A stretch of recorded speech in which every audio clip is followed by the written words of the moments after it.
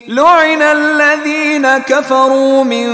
بني إسرائيل على لسان داود وعيسى بن مريم ذلك بما عصوا وكانوا يعتدون لعن الذين كفروا من بني اسرائیل على لسان داود وعیسی ابن مریم، لعنت کیے گئے وہ لوگ کہ جنہوں نے کفر کیا بنی اسرائیل میں سے داؤد کی زبان سے بھی اور عیسیٰ ابن مریم کی زبان سے بھی۔ ظاہر بات ہے کہ اس قوم کا جو بھی کردار رہا ہے مسلسل، تو آپ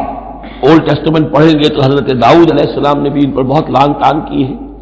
اور خاص طور پر یہ نیو ٹیسٹمنٹ میں گاسپل کے اندر تو حضرت مسیح نے جو تنقیدیں کی ہیں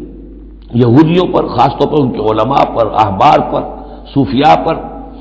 کہ تم سانپ کے سپولیے ہو، تمہارا حال ہے ایسا جیسے کہ قبریں ہوتی ہیں کہ اوپر بہت سفیدی پھری ہوئی ہے اور چادر پڑی ہوئی ہے، اندر گلی سڑی ہڈیوں کے سوا کچھ نہیں ہے۔ تم نے اوپر مذہبی لبادے اوڑے ہوئے ہیں اور تمہاری ابائیں اور قوائیں، لیکن تمہارے اندر جو ہے بھرا ہوا ہے، خباثت بھری ہوئی ہے۔ تو یہ ساری چیزیں جو ہے، اور تم مچھر چھانتے ہو اور سموچے اونٹ نکل جاتے ہو، چھوٹی چھوٹی چیزوں کے اوپر جو ہے بڑی بڑی بحثیں ہو رہی ہیں، جبکہ بڑے بڑے گناہ جو ہیں وہ کھلے بندوں ہو رہے ہیں۔